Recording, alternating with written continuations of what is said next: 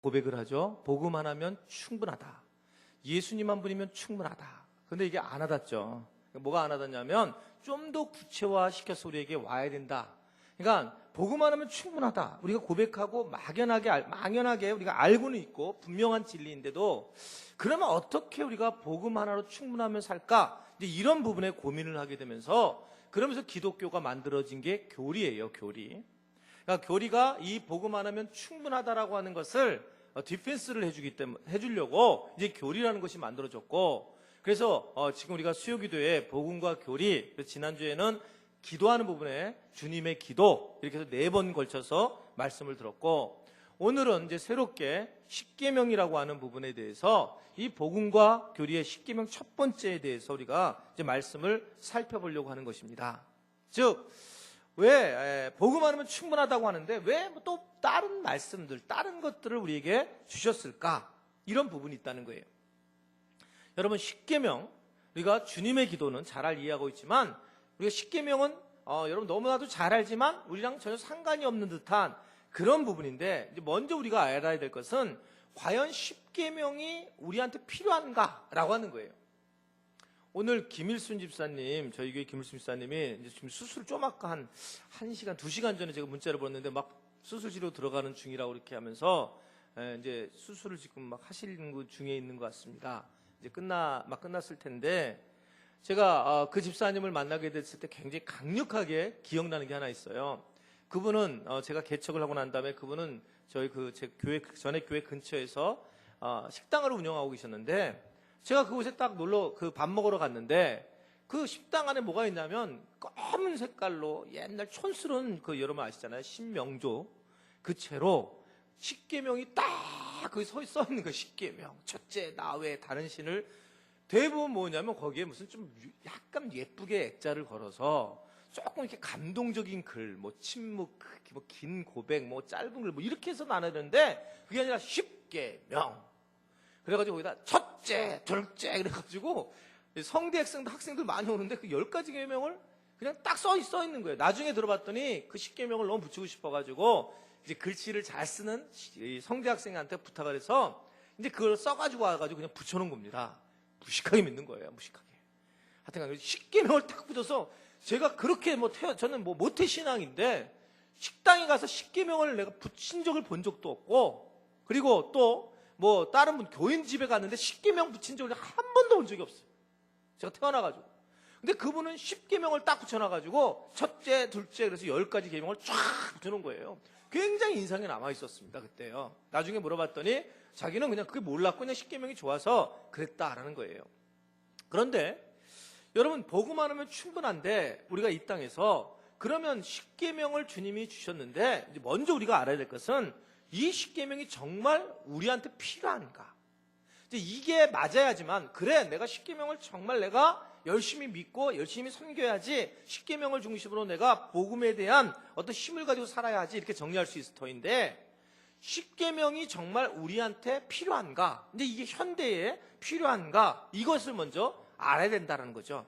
그래야지만 여러분들이 이제 오늘부터 배울 십계명에 대해서 조금 적극적으로 참여할 수 있기 때문에, 그래서 오늘은 정말 십계명이 우리한테 필요한가? 이 부분에 대해서 몇 구절 말씀을 찾아보면서 말씀을 나누려고 합니다. 자, 필요할까? 먼저 우리가 출애굽기의 말씀 보시면 출애굽기 24장 12절의 말씀 한번 보세요. 자, 이 십계명이 어떻게 만들어졌는지 자, 읽어보겠습니다. 시작.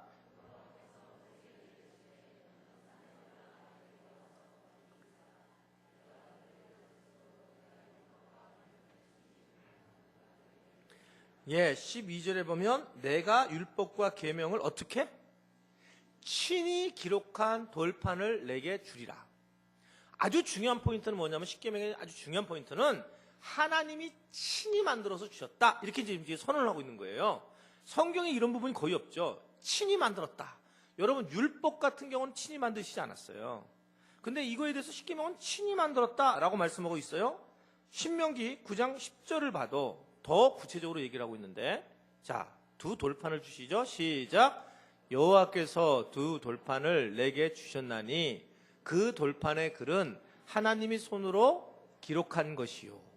너희의 총의 날에 여호와께서 산상 불 가운데서 너희에게 이르신 모든 말씀이니라 하나님의 손으로 기록됐다.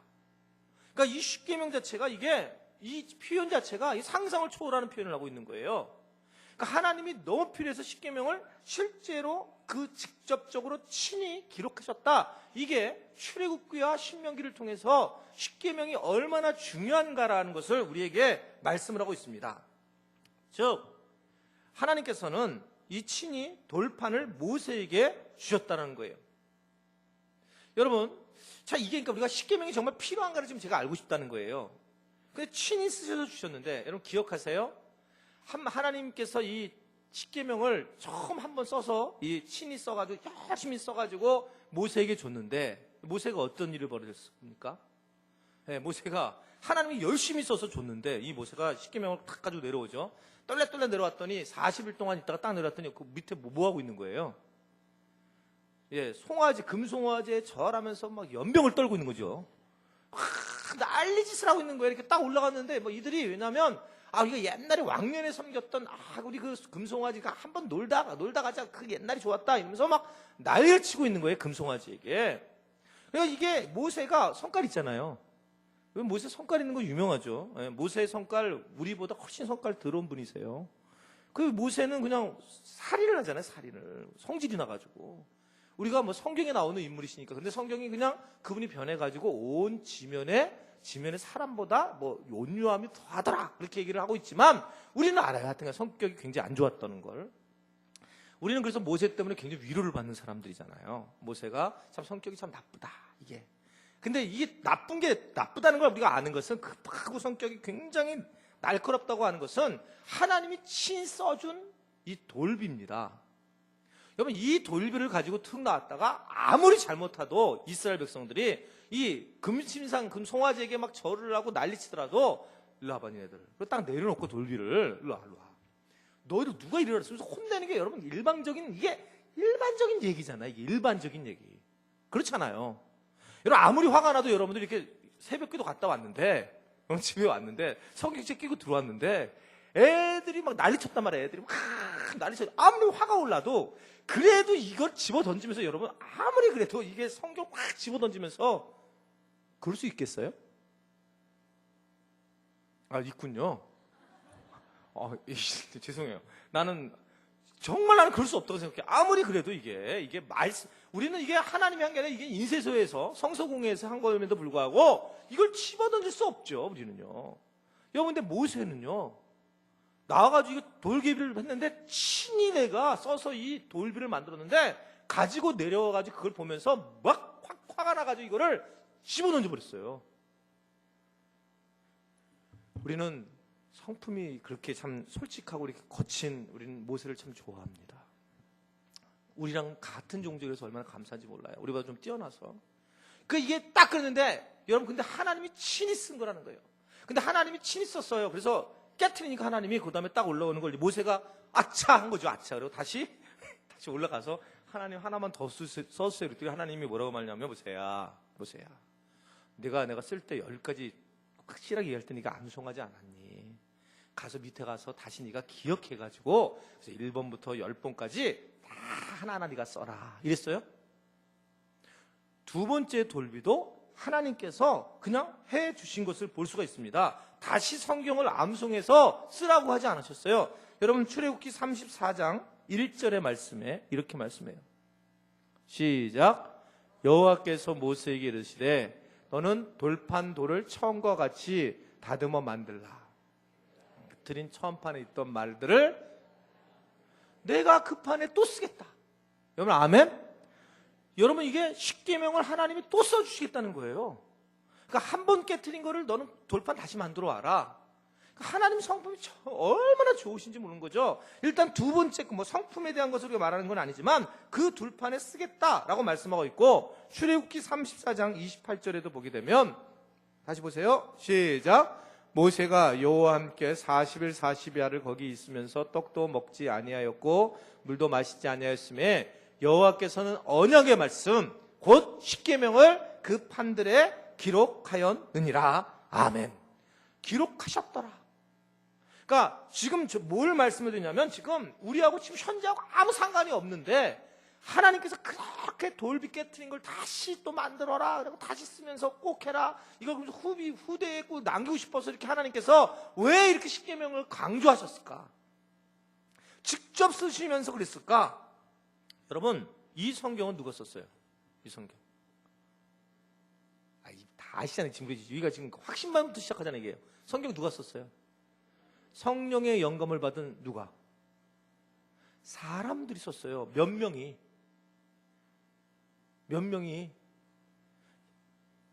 이거 우리 여러분 거기서 배우지 않았어요? 이거 출애굽하는 동안 약 40명이 몇 년 동안 1500년 동안 40명이 1500년 동안 쓴 거예요.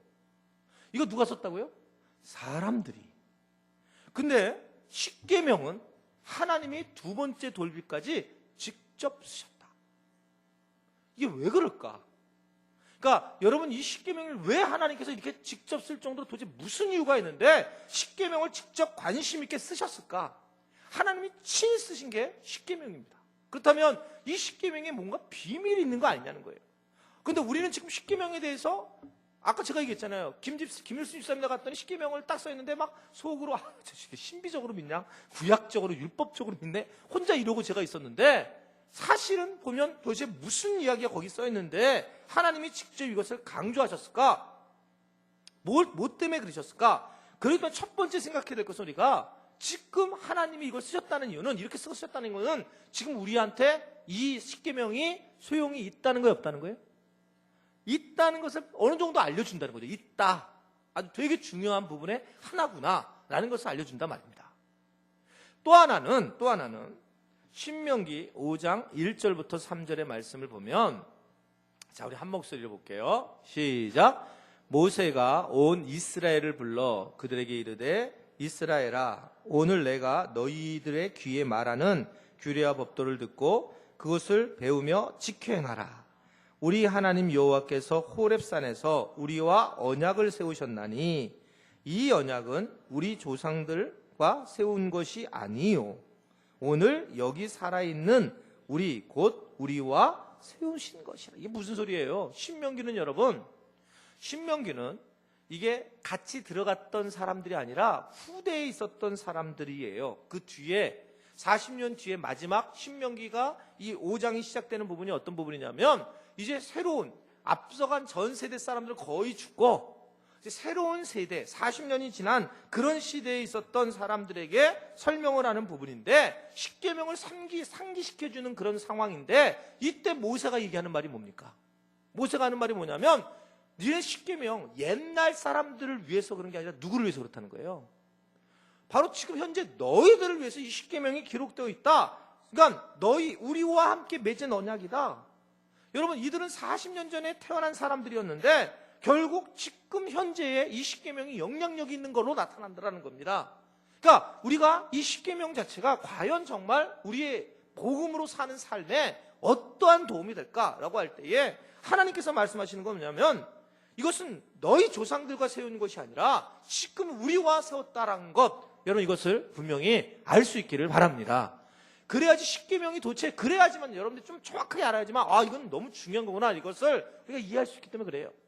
세 번째도 마찬가지입니다. 세 번째, 열왕기상 8장 6절부터 9절의 말씀을 보면, 자, 여기 8장 6절부터 9절에 보면 제사장들 이야기가 나오는데 이 장막에 대한 이야기가 나와요. 자, 우리 한번 읽어보겠습니다. 시작.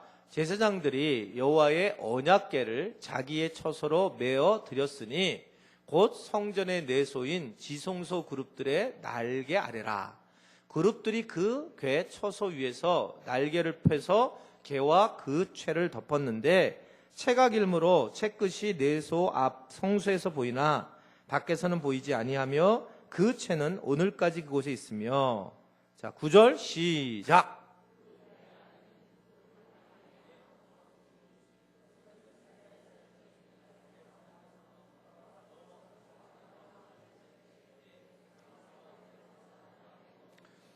호렙산이 무슨 산이죠? 따로 이름으로? 신의 산이에요. 그 십계명을 맞았던 산인데, 지금 얘기하는 건 뭐냐면 하나님의 명령에 따라 제사장들이 이제 성소와 지성소를 짓고 있는데, 지성소는 하나님을 만나는 장소고 그 안에 있는데 그 안에 중요한 뭐가 있냐면 법궤가 있는 거예요. 하나님의 상징인 법궤. 그러니까 그 법궤가 있는데 그 법궤에 뭐가 있느냐, 뭐를 집어넣으라고 얘기하는 거예요. 모세가 만들었던 돌판 2개, 즉 뭐예요? 십계명을 집어넣어라. 그러니까 이 얘기는 반대로 얘기하면 법궤라는 거, 언약궤라는 것 자체가 하나님인데, 하나님 자체인데 그 안에 법궤를 집어넣었다. 이 얘기는 즉 십계명이 뭐랑 똑같냐면 언약궤랑 동일시가 되는 거고, 언약궤는 하나님하고 동일시가 되니 즉 십계명을 우리가 지키는 것은 하나님과 거의 동일시가 되더라. 하나님 직접 쓰셨고 직접 표현했기 때문에 아주 중요한 거다라고 하는 것을 말씀하고 있단 말입니다. 왜 그러냐면 사도 바울이 나중에 이 부분을 우리에게 얘기를 하죠. 왜 그러냐면 너희들이 너희들 자체가 언약궤야. 너희들 자체가 성전이야. 그 말을 하죠. 그러면서 우리 성전 안에 우리는 뭘 집어넣냐면 법궤가 우리 안에 그 돌판이 들어와야 되는데, 말씀이 들어와야 되는데, 그 말씀의 핵심이 뭐냐면 그 말씀의 핵심이 십계명이라는 걸 말씀을 하죠. 고린도전서 3장 16절에 그래서 그 유명한 얘기를 합니다. 시작. 너희가 하나님의 성전인 것과 하나님의 성령이 너희 안에 계시는 것을 알지 못하느냐. 그래서 우리는 우리 안에 이 십계명이라고 하는 이 부분을 우리가 법궤 안에 있는 그 돌판과 같이 우리 삶 속에 마음판에 새기고 살아가야 된다. 그러니까 십계명이 얼마나 중요한 부분인가. 직접 쓰셨고 계속적으로 우리에게 관심을 가지시고 이 십계명이 현재 우리에게 정말 필요한 것이다. 이것을 우리에게 말씀하고 있는 것을 믿으시기를 바랍니다. 그러니까 그렇다면 마지막 4번째 우리가 더 필요한 이유가 뭘까? 이 부분에 요한계시록 11장 19절의 말씀을 보면 우리가 나중에 하나님 나라 가서도 어떤 일이 벌어지는지, 자 시작. 이에 하늘에 있는 하나님의 성전이 열리니 성전 안에 하나님의 언약궤가 보이며 또 번개와 음성들과 우레와 지진과 큰 우박이 있더라.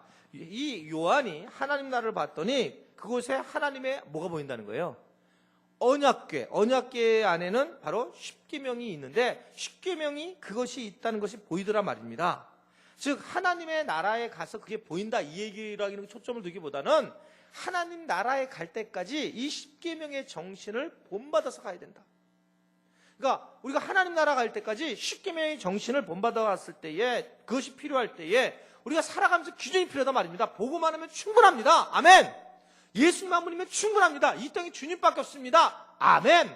그런데 어떻게 살 거냐는 거예요. 그러니까 이 방법에 대한 부분에 대해서, 그런데 그렇다면 너는 어떻게 살 거냐? 이 부분에 굉장히 헷갈려 하니까 하나님이 직접 써서 주시면서 너희가 나중에 하늘나라에 올 때까지, 그곳의 언약궤를 바라볼 때까지 너희가 기준이 필요하다는 거예요. 기준. 그 기준의 핵심 부분이 뭐냐? 바로 십계명이다. 그것을 우리에게 말씀을 하고 있는 겁니다. 십계명. 그러니까 이 십계명이 너무 중요한 부분이구나. 그럼 반대로 얘기하면 이 십계명이 교리적으로 그러면 중요한 이유가 있을까? 교리적으로요. 그것은 크게 2가지가 있어요. 교리적으로 중요한 이유는, 십계명이 교리적으로 중요하다. 이 이유는 뭐냐면 출애굽기 20장 1절부터 2절의 말씀, 이제 십계명이 시작된 말씀이에요. 앞부분에 있는 말씀인데 보겠습니다. 전제된 말씀이에요. 십계명이 나오기 전에 전제된 말씀이죠. 자 시작. 하나님이 이 모든 말씀을 말씀하여 이르시되 나는 너를 애굽 땅 종 되었던 집에서 인도하여 낸 내 하나님 여호와니라. 아멘. 십계명의 대전제인데 이 얘기는 뭐냐면 갑자기 십계명을 준 게 아니라 나는 뭐라고요? 너를 애굽 땅 종 되었던 집에서 인도해 냈기 때문에 너에게 십계명을 줬다 이거예요. 그러니까 이 배경의 중요한 교리입니다. 그러니까 너 출신이 어디 출신이냐면 애굽 땅 출신인데 애굽 땅 출신에서 내가 너를 인도해낸 거야. 그러면서 내가 이거에 대한 십계명에 대한 이 부분을 내가 너한테 주겠다. 네가 죄와 사망의 법에서 네가 죽었던, 네가 나랑 원수가 되어서 이미 죽었던 그곳에서 내가 너를 불러줬지. 마귀의 자녀였던 너를 내가 하나님의 자녀로 너를 내가 불러 인들었지. 달라졌단 말입니다. 여러분 이 얘기는 뭐냐면 십계명이라고 하는 내가 너를 애굽 땅에서 불러낸 너희 하나님 여호와가, 이 얘기는 뭐냐면 너의 신분이 달라졌다. 너는 예전에 애굽의 바로 왕에 있었을 때 종이었던 신분이었잖아요. 아멘이죠? 맞잖아요. 그죠? 네. 총대였던 너였는데 이제 너를 내가 불러서 아들로 만들었다는 거예요. 너는 그러면 신분이 달라졌지. 신분이 달라졌으면 내가 너한테 매뉴얼을 좀 가르쳐줘야 되지 않겠냐. 신분이 맨날 그런데 맨날 거기 살아가지고 맨날 종처럼 살면 되겠니? 내가 너에게 신분에 대한 매뉴얼을 알려줄 테니까 이 매뉴얼을 좀 제대로 들어야 된다. 이러면서 십계명이 시작됐다는 너무 중요한 말씀을 하고 있는 거예요. 여러분 하나님의 자녀인데 여전히 매뉴얼은 옛날 마귀의 종이었던 무슨 그 모습으로 그대로 살아가더라 말입니다. 두려워하지 말라 그러는데 맨날 두려워하는 거예요. 그냥 그대로 살아가는 겁니다. 그냥 하나님은 믿고 있고 그대로 살아가니 세상이 안 바뀌는 거죠. 여러분 제가 늘 고민하고 어떻게 생각하면 좀 제가 진보적인 면이 좀 있는 부분이 있는데 좋은 면이에요 이거는요. 그래서 저는 계속 왜 사회가 안 바뀌느냐, 그러면 교회가 안 바뀌어서 그러는데 그럼 교회가 왜 안 바뀌느냐라고 했을 때 교회가 매뉴얼이 안 바뀐 거예요. 교인들이 매뉴얼이 안 바뀐 겁니다. 하나님을 만나고 복음을 만난 사람들이 주님이 매뉴얼을 주신 것은 뭐냐면 십자가를 져라. 아멘이세요? 니네 십자가를 져라. 무슨 십자가예요 주님? 뒤에다가 그냥 감사하여 붙이고 다녀라. 이거 못해요. 이거 하나요. 그리고 네가 다른 사람은 발을 씻고 다녀. 이게 헷갈리니까 주님이 정확하게 네가 날 믿고 주님 한 분이 충분한 너 바뀌었지? 하나님의 자녀로. 예. 그러면 다른 사람 발 좀 닦아줘. 그냥 무릎 딱 꿇고 좀 닦아줘라. 순종하고 그렇게 살아. 힘들 거야. 왜냐면 이건 십자가야. 네 십자가. 그런데 너 감당할 수 있어. 감당할 시험을 내가 준 거니까. 이게 하나님의 논리세요. 그 외에 없어요. 그냥 그게 딱 얘기하는 겁니다. 근데 왜 이 사회가 안 바뀌느냐? 한국교회에 문제가 있다 이렇게 얘기하는데 본인이 한국교회인지를 몰라요. 자기는 빠져나가가지고 그러는 겁니다. 그러니까 난 제일 힘든 게 뭐냐면 비판을 하고 대안이 없는 사람들. 한국교회에 대해서 다 비판해. 저는 비판 안 하잖아요. 잘요. 안 하는 이유가 제가 대안이 없어요. 제가 바뀌어야 되는데 제가 한국교회의 대표적인 아주 마귀의 괴수인데 제가 바뀌어야지. 내가 바뀌라고 얘기를 해야지. 이게 말들은 얼마나 무성한지 모르는 거예요. 말이 얼마나 무성한지. 그러니까 실제로 이런 부분에서 우리가 잘 이해를 해야 되는데 우리가 신분이 바뀌었으면 신분에 따라서 가야 된다 말입니다. 그러니까 하나님께서 오죽 답답하시면 정확하게 그래 내가 너를 애굽 땅에서 죄된 마귀의 종에서 인도해내는 내가 너의 하나님 여호와라. 이제는 이렇게 살아야 한다. 이 부분을 말씀을 하고 있는 겁니다. 신분이 달라지면 신분에 맞는 생활을. 한번 저를 따르겠습니다. 신분이 달라지면 신분에 맞는 생활을 해라. 옆에 분들한테 반말로 하세요. 신분이 달라지면. 자, 그럼 쳐다보세요. 신분에 맞는 생활을 해라. 아멘? 부부 프로그램을 제가 진짜 오랫동안 했잖아요. 여러분 부부 프로그램 하면서 문제가 딱 되는 게 대부분 남자가 문제가 됩니까? 여자가 문제가 됩니까? 다 남자가 문제가 돼요. 남자가 기준적으로. 물론 남자들이 잘못했다는 게 아니라 남자가 문제되는 그 핵심 부분 하나가 있습니다. 핵심 그게 뭐냐면 저도 그랬던 거고 총각 때 있었다가 결혼을 했는데 총각 때처럼 살아요. 여기서부터 문제가 된 거예요. 딴 거 없어요. 총각의 모습으로 살았는데 결혼을 했는데 총각처럼 또 살아. 이 남자들이 있어야 지금 아멘을 할 텐데 이게. 그래가지고 이게 신분이 바뀌었으면 신분이 바뀌어가지고 가야 되는데 이걸 바뀌어주는데 오래 걸리는 거예요. 그러니까 결혼을 했잖아요. 애가 둘이 낳잖아요. 그러니까 이게 바뀌어야 되는데 이게 안 바뀐단 말이야. 신분이 바뀌어야 되는데 신분이 안 바뀌는 거예요. 이게 그래서 문제가 되는데 하나님을 만나는 것도 그렇단 말입니다. 저는요 여러분 하나님을 만났다는 사람이 안 변하는 게 이상한 거예요. 저 사람이 복음을 만났대요. 복음을 만났다. 근데 복음을 만나고도 안 바뀐다. 이게 이상한 거예요. 여러분 그게 이상한 겁니다. 예를 들면 복음학교 갔던 게 복음은 아닙니다. 복음학교 갔다는데 어머 똑같네. 똑같아요 원래요.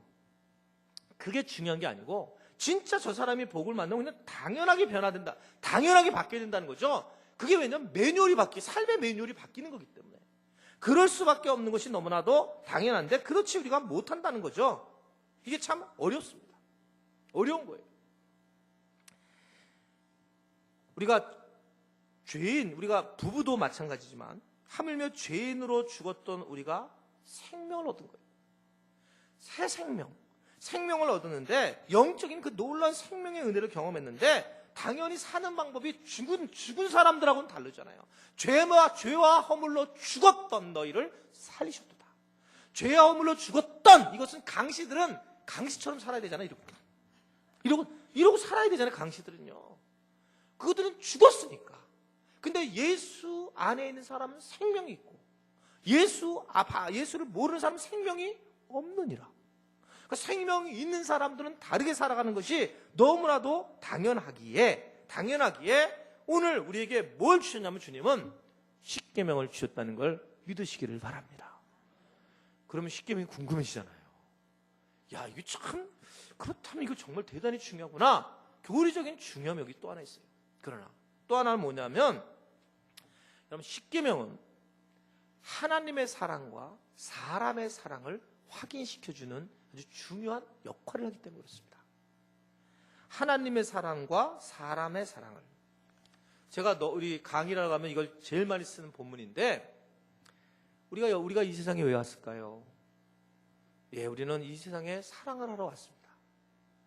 관계를 하러 사랑을 하러 왔어요. 그냥 사는 게 아니라 사랑을 하러 왔는데 어떻게 사랑을 하느냐? 자기 방식의 사랑이 아니라 상대방이 원하는 방식의 사랑을 서로 해주면 살면 이게 교회 공동체고 이게 하나님과의 관계고 하나님이 원하시는 사랑을 해라. 내가 원하는 사랑을 하는 게 아니라 하나님이 원하시는 사랑. 또 하나님도 반대로 내가 원하는 사랑을 주시는 것. 다른 사랑의 관계 속에서도 내가 원하는 사랑을 갖다가 서로 상대방이 원하는 사랑을 해줘야 되는 것. 이게 저는 굉장히 중요하다고 보여요. 그래서 자기가 원하는 사랑이 아니라 상대방이 필요한 사랑을 해줘야 된다.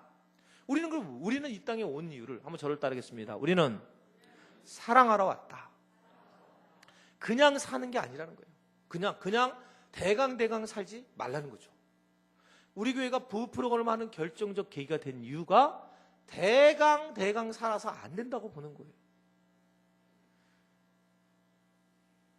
제가 지금 휴가라니까요. 휴가인데 그래서 월요일 날 우리 청년들 우리 교회에 있었던 청년들이 이제 영경이 그다음에 뭐 형석이 뭐 성훈이 그래서 그 부부들을 만났어요. 부산에 가가지고 사실은 제가 아이들이 고생을 많이 했고 우리 교회 있을 때 밥을 사주러 아내랑 같이 이제 밥을 사주겠다 그리고 갔는데 걔네들이 저보다 4배를 돈을 더 벌더라고요. 그래서 그냥 얻어먹었어요. 그래서 가서 얘기를 쭉 아이들이랑 이렇게 쭉 하면서 참 좋았습니다. 밤늦게까지 뭐 이렇게 여러 가지 이야기를 쭉 했는데 그런데 아이들하고는 뭐 별로 이제 그 어려움이 없었는데 근데 이제 아이들에게 그냥 걔네들 그냥 사는데 우리 교회를 잊지 못하는 아주 근본적인 이유는 뭐냐면 뭔가 지금 이게 관계가 안 되는 거예요. 그러니까 그 벅차는 거예요. 그래서 제가 거기다 셀 만들고 왔어요. 셀장 김영경, 예비셀장 최영석, 서기 이성훈, 3가정. 2가정 더 있을 때요. 2가정 황효순하고 또 그다음에 전주연이 있다고 그러더라고요. 그래서 5가정으로 부산 셀 만들고 올라왔습니다. 근데 힘들어하는 거야 애들이. 그러니까 힘들어하는 이유는 가장 중요한 이유는 뭔가라고 봤더니 그냥 사는 건 돈 많이 벌어. 예전에 학교 성대 다닐 때 꾀질찌한 애들이었잖아 다요. 그 애들이 근데 살이 한 10kg씩 쪘어. 이래 전부 다 이래. 10kg씩 쪘어. 거의 10kg씩 막 이렇게 배가 나가지고. 얼마나 많이 살쪘는지 그냥 애들이 그냥 편하게 지내니까. 근데 마음은 허한 거예요. 그 이유의 핵심은 뭘까라고 하면 결국 여러분 얼마나 사랑을 하고 살아가냐. 여러분 그냥 교회 다니는 건 이게 마귀가 꼬이는 거예요. 우리가 얼마나 이 땅에서 사랑을 하느냐 이 부분입니다. 핵심이. 하나님을 얼마나 사랑하고 살고 네가 이웃을 얼마나 사랑하느냐 이 부분이기 때문에 마태복음 22장 37절부터 40절의 말씀을 보면 최고로 중요한 말씀이 나오는데 시작. 예수께서 이르시되 내 마음을 다하고 다하고 뜻을 다하여 주 너의 하나님을 사랑하라 하셨으니 이것이 크고 첫째 되는 계명이요 둘째도 그와 똑같은데 내 이웃을 내 자신과 사랑하라 하셨으니 이 두 계명이 온 율법과 선지자의 강령이라 핵심이니라. 여러분 이 질문을 한 배경이 누구냐면 율법사들인데 율법사들이 질문하는 이유는 뭐냐면 올무에 빠뜨리려고 했어요. 왜냐하면 당시에는 여러 가지 살아가야 되는 방법들이 쭉 많이 있었습니다. 많은 뭐가 우선이냐 뭐 여러 가지 방법이 많이 있었겠잖아요. 그러니까 서로 부딪히면서 네 편 내 편으로 이렇게 갈라지는 그런 상황에 이 상황이 있었는데 그때에 예수님에게 질문했다는 얘기는 뭐냐면 이걸 답이 나오면 이제 문제가 되는 거예요. 무조건요. 답을 하는 순간에. 그런 과정에 당시에 613가지의 율법적인 논쟁거리 했단 말입니다. 논쟁을. 그런 과정 속에서 문제가 되는데 그때 이 두 가지에 대해서 예수님이 말씀하시는 것이 이 얘기를 했어요. 이 두 가지를 하나님을 사랑해라. 이웃을 사랑하라. 이것이 핵심이다. 이웃을 사랑하라가는 이유다. 근데 이들이 꼼짝도 못했습니다. 말을 못하게 된 이유가 왜냐하면 당시 유대인들이 금과 옥조같이 여겼던 두 가지의 율법을 인용하세요. 이 말씀이 이게 뭐를 인용했냐면 신명기 6장 5절의 말씀을 보면 요 얘기를 인용하신 거예요. 시작. 너는 마음을 다하고 뜻을 다하고 힘을 다해서 내 하나님 여호와를 신명기의 말씀을 인용하시는 거예요. 그 다음에 또 하나는 뭐냐면 레위기 19장 18절의 말씀. 시작. 원수를 갚지 말며 동포를 원망하지 말며 내 이웃 사랑하기를 내 자신과 같이 사랑하라. 나는 여호와니라. 아멘.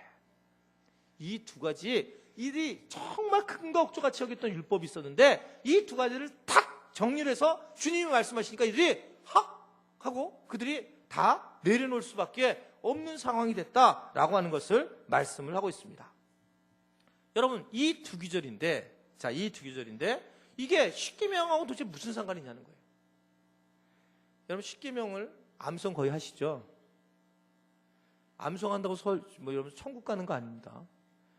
근데 1계명부터 10계명이 있는데 1계명부터 4계명이 뭘 사랑하라는 거예요? 하나님을 사랑하는 거예요. 5계명부터 10계명은 뭘 사랑하는 거예요? 이웃들을 사랑하라는 거예요. 그 중에 뭐 아내도 있고 남편도 있고 종도 있고 뭐 여러 가지가 많이 있지만 이웃들을 사랑하는 겁니다. 그러니까 십계명이 두 가지였단 말입니다. 십계명을 잘 지키려면 이 두 가지가 다 이루어진다. 하나님을 사랑하는 것과 이웃을 사랑하는 것 이것이 이야기를 하고 있다는 말입니다. 그러니까 하나님께서 우리를 너무 잘 아시는 거예요. 야, 이 땅에는 나밖에 없는데 너희들이 나를 만나면 살 수 있는데 나를 만나지 살 수 있어. 그때 이제 전부들 알았겠죠. 그리고 난 다음에 내가 나를 사랑하는 방법, 이 세상을 살아가는 방법에 대해서 내가 잠깐만 기다려라. 40일 동안 잠깐만 기다리면 그러면 내가 모세에게 줄게. 그랬는데 이들은 그 사이에 확 뒤집어지는 거예요. 그때 모세가 이것에 대해서 참 진리인 그 진리로 사는 방법에 대한 기준을 가져왔는데 그것은 하나님을 사랑하고 이웃을 사랑하는 건데 하나님 사랑, 이웃 사랑에 대한 이 부분에 대해서 십계명으로 말씀을 하고 있다는 겁니다. 그러니까 이 십계명은 우리한테 너무 중요한 그런 부분이다. 그래서 우리가 십계명에 대한 것들이 참 중요한데 근데 중요한 부분이 또 하나 있어요. 십계명에서 우리가 생각해야 될 부분이 뭐냐면 십계명을 문자적으로 받으면 안 된다는 거예요. 십계명을 문자적으로. 여러분 십계명을 문자적으로 받으면 안 된다라는 것은 뭐냐면 문자 속에 담겨져 있는 하나님의 정신과 본질을 우리가 생각해야지 십계명을 갖다가 문자 그대로 생각하면 안 된다는 거예요. 그러니까 예를 들면 살인하지 마라. 그러면 정말 살인하지 말라라고 하는 것은 정말 사람을 죽이고 살리는 이런 부분이냐? 아니다는 거죠. 더 중요한 것은 너희가 살인하지 말라고 하는 것은 우리가 다른 사람을 돕지 못하는 것도 살인할 수 있다는 거죠. 제가 늘 주장하는 바가 그거잖아요. 여러분들이 지난주에 제가 그 주님의 기도 때 2주간째 열쳐서 말씀드렸죠. 여러분의 인생의 삶을 플로잉하지 않는다면 자꾸 썩혀서 음식을 버린다면 그 버려야 될 그 상황에 지금 소말리아 아이들은 더 많이 죽어가고 있다는 거죠. 그 음식을 못 먹어서. 한 달에 10,000원이 없어 죽어가고 있는 거예요. 여러분 그랬을 때 여러분들이 그 10,000원을 여러분들은 버렸단 말이죠. 이게 죄일까요 아닐까요? 죄라는 거예요 이게요. 이게 여러분 나는 살인한 적 없는데 그렇게 얘기할 거예요. 여러분 하늘나라 가면. 그러면 하나님은 아닌데? 넌 내가 준 돈을 너 혼자 먹었는데 꿀꺽? 그리고 썩혔는데 너? 언제 그랬는데요? 네가 거기다 파묻고 너 혼자 다 했잖아. 너는 이것을 네가 딴 사람하고 나눠줘야 되는데 그때 그 얼굴 검은 목사가 얘기했는데 네가 안 들었는데? 여러분 그 얘기가 이게 문자적으로 해석하게 되면 난 살인한 적이 없다는 거예요. 그렇지 않습니다. 나는 간음한 적이 없다는 거예요. 우리가 이 열매를 맺는 거에 더 중요한 문제는 뭐냐면 이 과정으로 가는 죄가 가는 과정을 얘기하잖아요. 그러니까 십계명의 핵심 부분은 뭐냐면 정신이에요. 본질을 얘기하는 거예요. 그 제가 아직 십계명 안 들어갔어요. 십계명을 들어가게 되면 본질과 정신적인 부분에서 말씀을 전하게 되는 거고 그것이 십계명에서 우리에게 주시는 중요한 원칙이에요. 그래서 이걸 십계명을 그대로 만나게 되고 이 문자를 해석하게 되면 아주 복잡해져요. 하나님은 그러나 의미적으로 했다는 것입니다. 두 번째는 십계명은 또한 상호 함께하는 계명입니다. 상호 계명이다. 이게 무슨 소리냐? 내 이웃의 아내를 탐내지 마라. 그걸 딱 보더니 남편을 쓱 째려보면서 탐내지 말라 그러잖아요. 그 남편은 진짜 왜 나한테만 그러게? 근데 이게 아내한테는 내 이웃의 남편을 쳐다보지 마라. 그런 거 있잖아요. 권상우에 지금 자꾸 이 가슴이나 좀 배 좀 그만 봐라. 네 남편이 튀어나온 배를 좀 봐라. 막 그렇게 딴 데면 너무 보지 마라. 예를 들면 이 두 가지가 같이 있다는 거예요. 상호 계명이 같이 있다는 겁니다. 이걸 여러분 굉장히 오해를 많이 하는 겁니다. 상호 계명. 그러니까 함께 할 수 있다. 일방적이지 않다는 겁니다. 일방적이지 않다는 거예요. 하나님이 여러분 상호 계명이라는 건 뭐냐면 하나님이 있잖아요. 하나님과 우리 관계도 상호 계명이에요. 상호. 하나님 행복하실 때 언제냐면 우리가 하나님께 영광을 돌릴 때 가장 행복하시죠. 다른 것이 없어요. 우리가 죽고 하나 십자가가 예수 그리스도가 살고 이럴 때 하나님은 가장 기뻐하십니다. 아멘이세요? 내가 죽고 주님이 살 때 내가 할 얘기 많지만 내가 죽고 주님이 살 때 그때 주님은 가장 행복하시다는 거예요. 그러면 그때 가장 행복한데 그러기 위해서는 주님께서 우리를 그냥 놔두냐? 우리에게 주님은 우리의 주님이 되어주신다는 거예요. 우리에게 주님이 되어주셔서 주님으로 고백하게 하시고 그렇게 하면서 우리는 또 주님에게 영광을 돌리고 이 두 가지가 상호적으로 일어난다. 상호적으로. 그러니까 한쪽이 일방적이지 않아요. 하나님 난 사랑해요. 하나님 그랬더니 하나님은 난 안 사랑하는데 되지 않고 하나님도 우리를 사랑하십니다. 나도 하나님을 사랑하고 이게 두 가지의 동시 상호적으로 일어난다는 거예요. 상호적으로. 십계명의 말씀 하나는 이렇게 상호적으로 나타나더라. 그렇다는 겁니다. 십계명에 이런 얘기 나오죠. 내 부모를 어떻게 하라고요? 네? 공경하라 나와요. 이거 누가 이거 오시셨으면 안 되는데. 제가 한번 설교 중에 기억하세요. 내 부모를 공격하라. 그거 기억하세요? 어느 권사님인데 오셨으면 제가 그냥 양해해 주십시오. 하도 교인들이 한 몇천 명 오니까 제가 모르잖아요, 잘. 그 권사님이 딱 하더니 한 번도 저한테 은혜 받았던 얘기를 하지 못하는데 그날 나가시는데 제 손을 꽉 잡으시면서 목사님 설교 제목에 너무 은혜 받았습니다. 그래서 난 그 설교 제목 몰랐어요. 했더니 내 부모를 공격하라. 이게 물음표였어요. 그 얘기를 하시는 거예요. 얼마나 서운했냐면 자녀들은 서운했나 보죠. 그 중에 공격하냐! 이게 이제 그게 하니까 그냥 목사님 대신 말해주니 얼마나 행복한지. 평상시에 은혜 받은 얼굴 보이지도 않으시다가 그날은 그냥 은혜 받았다고 막 그러시면서. 근데 우리가 알아야 될 것은 여러분, 부모를 공경하라고 하는 것은 물론 여러분 공경해야죠. 근데 문제 있는 부모가 많습니다. 그러니까 반대로 얘기하면 자식도 공경하지만 부모도 자식에 대해서 공경하는 마음을 가지고 함께 하라는 거예요. 이게 같이 있단 말입니다. 같이 있다는 말입니다. 그러니까 이게 동일해요. 간음하지 말라. 이 부분도 아주 너무 신기한 것은 여러분, 부부가 문제가 될 때 보면 부부 사이에 끼어들잖아요.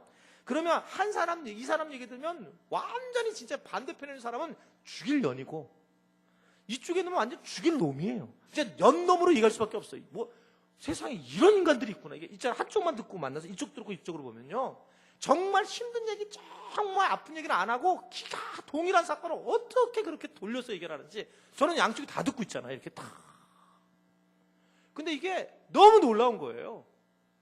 그러니까 뭐라고 할 수 있는 거예요. 그럼 그 사람도 나쁘구나. 이게 아니고 우리 인간 자아가 그래요. 이게 얼마나 자기중심적인지. 그래서 여러분, 부부싸움은 여러분 정말 끼어들면 안 됩니다. 여러분들의 뭐 셀 식구나 누가 뭐 예를 들면 우리 남편은 뭐라고 하면 와, 저 남편은 진짜 나쁘구나. 아니거든요. 할 얘기, 그 남편도 할 얘기 엄청 많거든요. 많아요, 거기에요. 근데 거기서 여러분 판단하시면 안 돼요. 그냥 그러면, 아이, 그렇죠. 힘들겠죠. 그런데 그걸 가지고 딴 데 가서, 어머, 그 남편 아주 그냥 완전 바람둥이에 그냥 막, 이거 뭐 폭력군에 막, 그게 아니라는 거예요. 동일한 얘기도 정말 신기할 정도로 다르게 나타나다 말입니다. 그러니까 정말 놀라워요.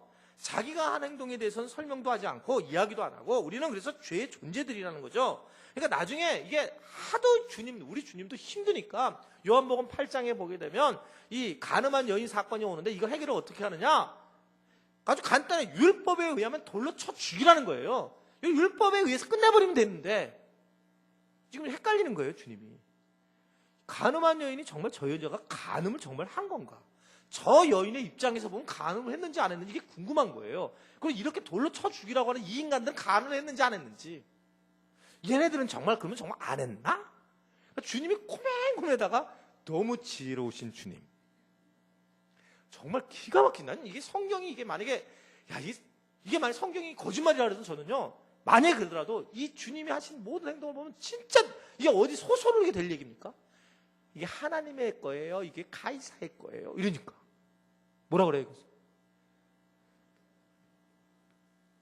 세금을 바치는데 그런 거잖아요. 고민하는 거. 누구 것은 누구. 이런 얘기들이 이게 어디서 짜낼 수 있는 얘기겠어요. 이것도 마찬가지야. 막 이게 돌로 쳐주려서 이게 한마디, 야, 너도 간음했잖아. 이렇게 얘기하면 뭐? 그리고 자기들 또 돌 던질 거 아니에요. 그러니까 예수님 한마디 찍 하시잖아요. 죄 없는 자가 돌로 먼저 쳐봐 한번. 첫방 치는 걔가 죄 없는 자가 돌로 치는 거야. 첫방 치면 나머지가 다 치는 거다 같이. 죄 없는 자가 먼저 돌로 쳐. 그랬더니 첫방 친 놈이 없더라는 겁니다. 쓱. 한 명이 누가 던지면 우르르 던졌을 거예요. 스데반에게 죽인 것처럼 한 명이 딱 던졌으면 이게 우리거든요. 왜 던졌어? 그럼 옆에 애가 던졌거든요. 근데 우리는 한마디 하는 거죠. 딱 그냥 그 주님의 한마디 쓸 때 움직이지 못하는 거예요. 이게 우리의 죄성들이 그런 모습이 있다라고 하는 겁니다. 여러분, 그래서 우리는 정말 말씀만을 가지고 살아야 하는 것입니다. 우리가 어떤 말에 진리가 없어요. 누구에게 들어도 여러분 진리가 없습니다. 그래서 그냥 정말 많은 얘기를 하면 안 되는 거예요. 막 정말 너무나 많은 이야기를 들어서도 안 되지만 들을 때마다 진리인 주님 앞에 서야지 이걸 풀기 시작하면 정말 어렵습니다. 제발 좀 여러분 누구한테 얘기 들으면 누구 얘기도 하지 말고 좀. 제가 제일 힘들어하는 얘기가 뭐냐면 여러분 그 얘기가 예전에 얘기했다고 요새 얘기 안 하는데 또 얘기를 하는데 교인들이 목사님 이렇게 얘기한다. 정말 싫어요 저는요. 저는 목사님 이렇게 생각해요 라고 하면 예스. 근데 교인들이 이런데 교인이 몇 명인데 5명인가 10명인가 그러니까 내가 생각하는 이럽니다 이러면 예 본인 생각하는 거에 대해서는 뭐라고 그러겠어요. 그렇게 생각하시군요. 이렇게 풀어나갈 수 있죠. 근데 교인들이 이런다 그러면 나는 갑자기 막 얼굴이 더 검해져요. 물어보고 싶어요. 교인이 몇 명이에요? 몇 명? 예수님이 그렇게 딱 던졌더니 사람들이 다 그냥 가더라는 거예요.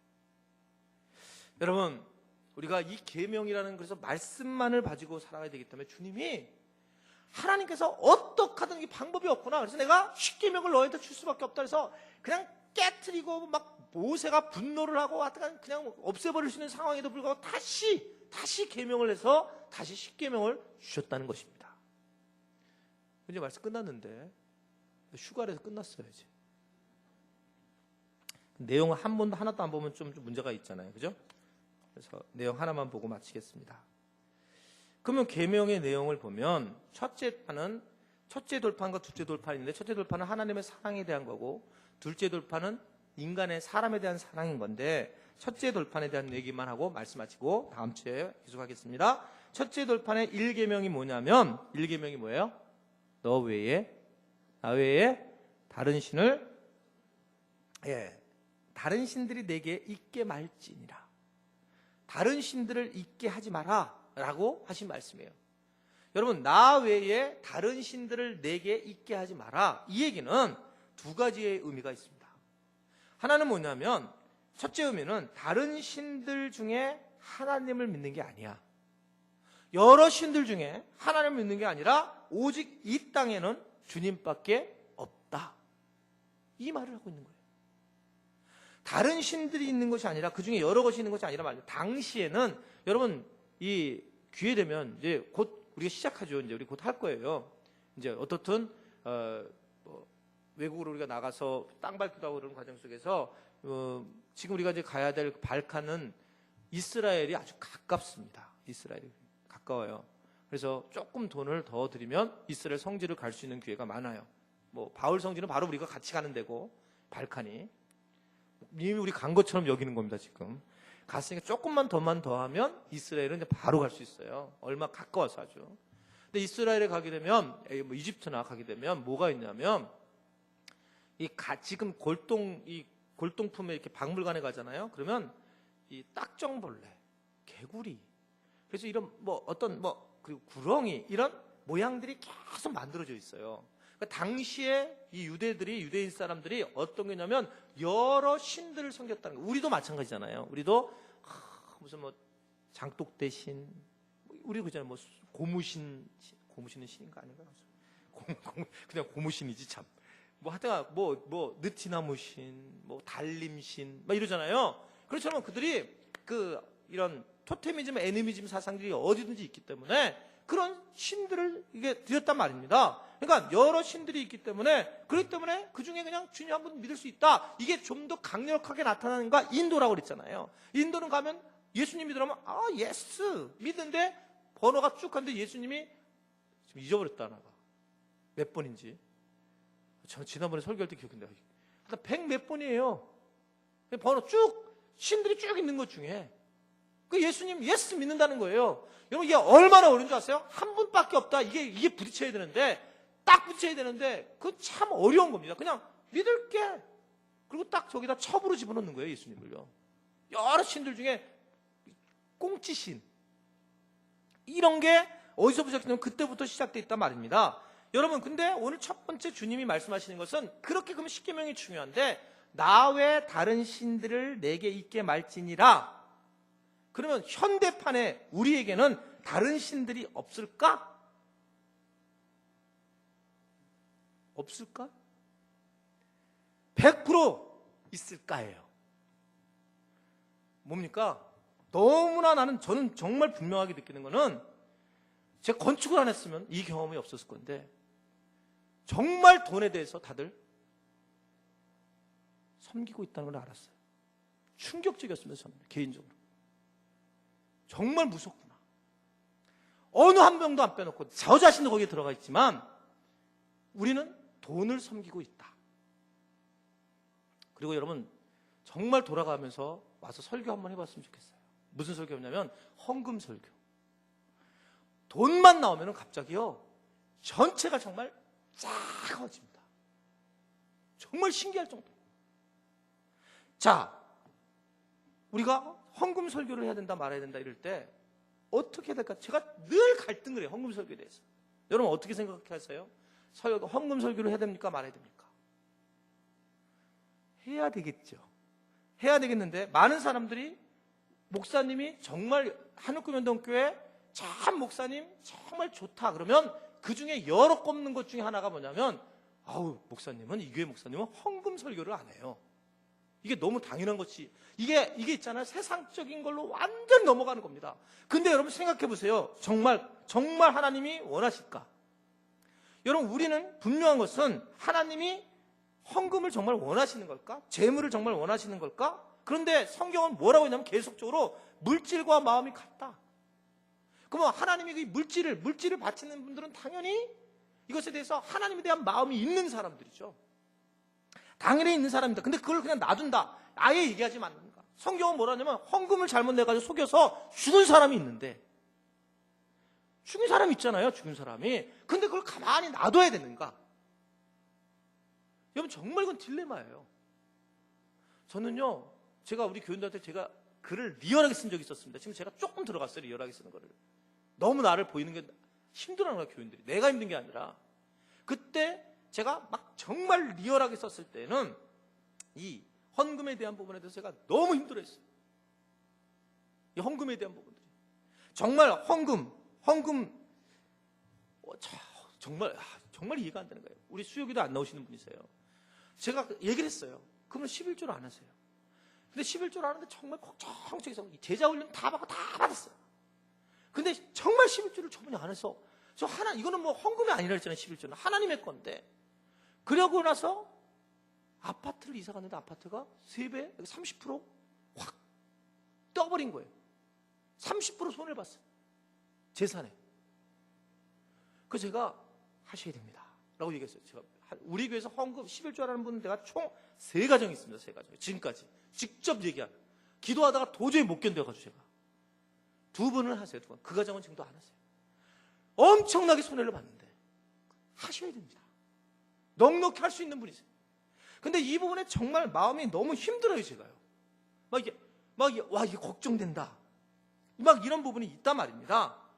그러니까 참 이게 이럴 때에 그럼 우리가 너 외에 다른 신들을 섬기지 마라 했을 때 이 다른 신들이 한번 잘 생각해 보세요, 여러분.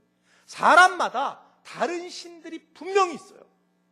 근데 거의 다 물질은 거의 걸려 있다는 거죠. 거의 걸려 있어요. 여러분들이 너는 그러면 저도 걸려 있어요. 그러니까 이런 부분에서 정말 마지막까지 계속 싸워야 될 부분이 뭐냐면 저는 철저하게 저부터 시작해서 물질적 싸움이라고 저는 생각해요. 정말 깔끔하게 하나님의 이 목회를 제가 마무리 짓는 것은 물질을 어떻게 정리하느냐. 넌 그걸 알고 있어요. 지금도. 이게 가장 큰 문제가 될 거다. 왜냐하면 이게 또 다른 신이거든요. 여러분 물질을 하나님 앞에 적극적으로 사용하시기를 바랍니다. 이것은 여러분 물질은 영적인 문제입니다. 철저하게. 머리 쓰지 마세요. 교회가 어떻게 쓸까 이렇게 하지 말고 교회에서 오픈을 하잖아요. 그래서 헌금이 어떻게 쓰이는지 그냥 내가 여러분 안 하려면 교회가 어떻게 목사님 차도 밖에 이래가지고 논리가 딱 써가지고 안 하려고 하는 거예요. 그러려고 하는 거예요. 여러분 그냥 순수하게 그냥 교회를 믿고 그냥 하셔야 되고 그리고 그것은 교회는 정말 건강하게 이것이 어떻게 사용되는지 보여줘야 되고 그리고 그 물질을 내가 했을 때에 오늘 첫 번째 하는 말이 그런 거예요. 나 외에 다른 신들을 좀 함께 하지 말아라. 내게 있게 좀 말지니라. 내게 있게 하지 마라. 나만의 성경에 이렇게 말씀하지 않고 내게 있게 하지 마라. 이렇게 말씀하고 있는 걸 여러분 주목하셔야 돼요. 이 부분에 대해서.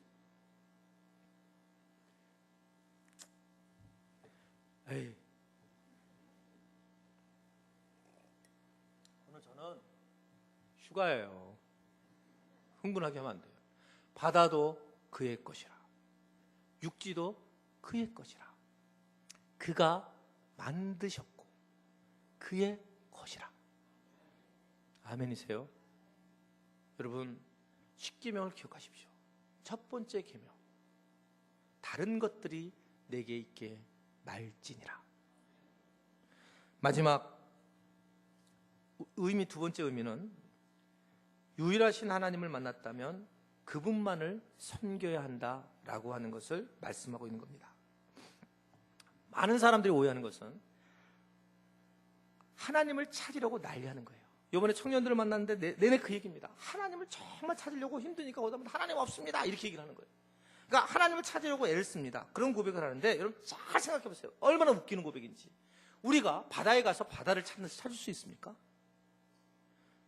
바다에 가서 여러분 바다를 찾을 수 있어요? 바다가 뭔데? 전체가 다 바다인데. 여러분 기껏 뭐라고 하냐면 갔더니 S라인들 진짜 이번에 거의 S라인 진짜 대단하더라고요. 나는 젊은 애들이 난 동해를 맨날 계속 서해하고 동해만 다녀가지고 한 번도 본 적이 없는데 이번에 해운대를 갔더니 밤에도 내가 선글라스 끼고 다녔잖아요. 청년들 이게 옆을 쳐다보려고 아내 모르게 쳐다보려고. 외국인들도 그렇게 많고 정말 막 다 모여 있더라고 이 해운대에. 근데 이제 뭐 걔네들은 다 알더라고. 해운대 요새 그렇다고. 청년들이 많이 있더라고. 왜 여기 그 얘기했지 내가 지금. 근데 우리는 그렇게 생각하잖아요. 우리가 하나님을 찾으려고 애를 쓰고 있는데 그 친구들 그런 거 하나님을 찾으려고 막 애를 썼는데 사실은요. 우리가 바다에 가서 우리는 그런 걸 봤다고 그러지 바다를 못 보고 오는 것이 우리의 모습이 우리가 가지고 있는 피조물이기 때문에 그래요. 근데 누가 찾아오시면 하나님이 우리를 찾아오시는 거예요. 여러분 이 생각 이게 굉장히 중요한 교리입니다. 그러니까 주님이 하셨습니다. 이런 고백은 뭐냐면 주님이 뭐라고 그러냐면 내 믿음을 네가 갖고 싶어서 갖는 게 아니라는 거예요. 그래서 내가 문 밖에서 문을 두드리려니 문만 열면 내가 이게 들어가는 거야. 그러니까 내가 너에게 가는 거지. 네가 뭘 할 게 있냐. 그래서 우리는 근데 대부분 성질 내는 게 뭐냐면 내가 얼마나 열심히 했는 줄 아냐. 얼마나 열심히 내가 그랬는 줄 아느냐. 이런 기초적인 교리를 우리는 모르고 있다는 거예요. 하나님이 여러분 하나님을 만나면 하나님께서 일을 하시고 하나님께서 도와주시는 것이라는 겁니다. 여러분 보세요. 아담을 누가 만났는지. 아담이 숨어 있을 때 하나님이 아담아 어디 있느냐. 아브라함 너 본토 친척 아비 집을 떠나 가라. 예수님이 베드로와 요한 제자들을 만날 때도 주님이 가서 찾아가서 너 그물을 버려두고 나를 쫓아라. Follow me. 그렇게 얘기를 했지. 그들이 막 주님 내가 가겠습니다. 이런 적이 없어요. 그러니까 주님이 우리를 찾아오시고 우리를 이끄신다. 그런 것을 우리가 분명히 이해를 해야 된단 말입니다. 그래서 우리가 생각하며 이상하게 생각하는 것은 내가 믿어야지만 하나님께서 이득이지 내가 수요기도 나오면 하나님이 이득이지 이렇게 생각하지만 NO! 천만의 말씀이라는 겁니다. 여러분 안 오셔도 주님은 결코 여러분들이 수요기도를 안 나오든지 여러분 헌금을 안 하든지 주님 전혀 여러분 관심 없어요. 여러분 놀라운 건 아세요? 그걸 우리가 어떻게 합니까 여러분? 교회를 해보면 알아요. 교회를요. 이거 하나님의 교회잖아요. 오늘 성화도 오늘 피아노를 치네 보니까 우린 너무 많아서 싫어. 이제 피아노 치는 사람 너무 많아. 영경이 아내가 지혜가 피아노를 쳤잖아요. 걱정을 하는 거예요. 내려갔더니 목사님 피아노 치는 사람 피아노 못 쳐서 어떻게 해요? 그래서 내가 야 너 내려가고 나서 너무 많아가지고 지금 큰일이다. 여기 지연주님도 피아노 전문가인데 다 너무 치는 사람이 많아가지고 지금 걱정이다. 걱정. 여러분 하나님의 교회 내가 나 안 한다. 여태까지 제가 10여 년 이상 이 교회에 제가 담임 목사로서 경험한 거는 간두라는 거예요. 내가 일을 못한다 했을 때. 그러면 하나님이 그러면 나 하나님 손해냐? 천만의 만만의 말씀. 하나님께서는 다른 사람을 준비하시는 걸 아셔야 돼요. 여태까지 그렇게 한 우리 인생 그걸 눈으로 본 겁니다. 눈이. 그래서 어떤 일이 오든 내가 그냥 감사하고 주님이 하시는 데 따라오라는 거지. 그런 얘기를 하고 있단 말입니다. 하나님만 바라보면 그럴 수밖에 없단 말입니다. 그러니까 하나님을 온전히 믿으면 우리는 하나님께서 우리를 붙들어 주시지 우리가 하나님을 붙들 수가 없다는 거예요. 하나님을 만나기 시작하면서부터는 하나님이 우리를 붙들어 주신다라고 하는 것을 말씀하고 있단 말입니다. 여러분 이렇게 정리하고 마칠게요. 그리고 여러분 저 하나님을 안 믿고 한쪽은 하나님을 믿고 살았어요. 자 그냥 그리고 우리가 그렇게 삽니다. 제가 제 조카 얘기를 했죠. 우리 처남의 아들 캐나다에서 세계관 학교 때 얘기를 했는데 종우라고 하는 아이인데 그한테 내가 야 너 돈을 벌면 뭘 할래? 그랬더니 캐나다에서 공부를 너무 잘하는 애 대학교 들어갔는데 우리 아들하고 동갑인데 그랬더니 돈을 많이 벌고 싶대. 그래서 많이 벌면 뭐 하려고? 많이 벌고 싶대. 뭐 하려고? 그냥 뭐 하려고 그러는데 도대체 정말 궁금했어요 저는요. 그랬더니 그냥 빌 게이츠 같은 사람 된다는 거야. 돈 많이 벌어서. 그래서 뭐 하려고? 여러분 답이 없어요. 여러분 정말 답이 없습니다. 그렇게 살다가 그냥 돈 많이 벌다 너무하게 돈 많이 벌다 가는 거예요.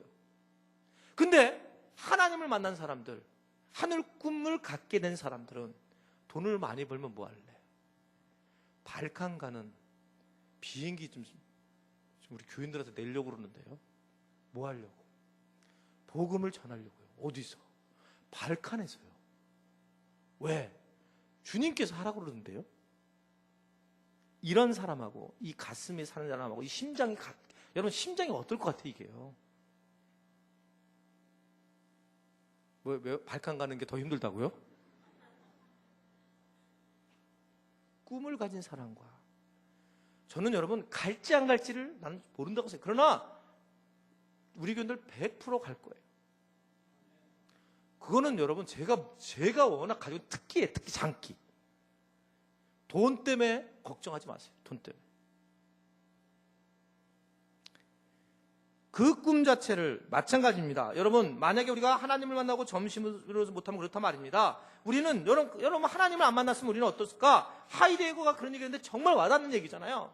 사르트인지 하이데거인지 헷갈린다 요새. 인간은 죽음을 향해 가는 존재다. 여러분 그냥 그 말이 그러니까 이렇게 현대로 표현하면 이렇게 표현하면 여러분 와닿을 거예요. 사람은 암세포를 만나러 가는 존재다. 우리가 지금 그거예요. 그냥 어떻게든 암세포를 덜 만나려고 애를 쓰다가 가는 존재일 뿐이라는 거예요. 그게 일반 사람들이 갖고 있는 그런 모습이란 말입니다. 그러나 복음을 만나고 하나님을 만난 사람들이 정말 어떻게 달라졌느냐? 그 안에 뜨거움이 있고 정말 발칸을 뒤집어 놓겠다라고 하는 그 마음. 여러분 그것이 이루어지든 안 이루어지든 그 마음을 가질 때 이미 성령께서 우리를 통해서 일하실 거라는 것입니다. 그것은 우리에게 흥분을 하게 하고 우리에게 성령이 우리 힘을 우리에게 주시고 그 꿈을 꾸게 하셨기 때문에 저는 감사하는 거예요. 여러분들이 하나님의 수준으로 올라간 것을 찬양하십시오. 하나님을 만났기 때문에 여러분들이 하나님 수준으로 올라간 거예요. 그렇지 않으면 여러분 늘 정말 동물처럼 밑바닥에 깔려가지고 거기서 가지고 이래가지고 코딱지만 한다 여기서 그냥 해가지고 사는 그럴 사람인데 어떻게 발칸이라는 나라를 갖다가 우리가 꿈을 꾸게 됐어요? 야, 아직도 나하고는 안 다른데? 여러분들의 차원이 엄청 높아진 것입니다.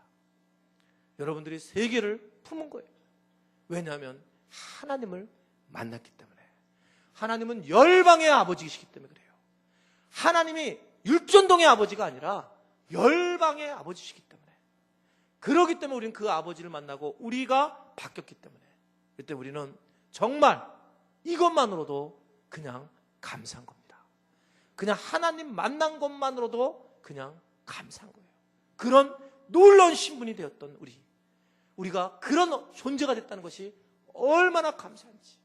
그래서 하나님은 나 외에 다른 신들을 제발 내 곁에 있게 말지니라. 이 말씀이 첫 번째로 우리에게 주신 말씀입니다. 우리 시간 잠깐 이 말씀 붙들고 한 2, 3분 정도 기도하기를 원합니다.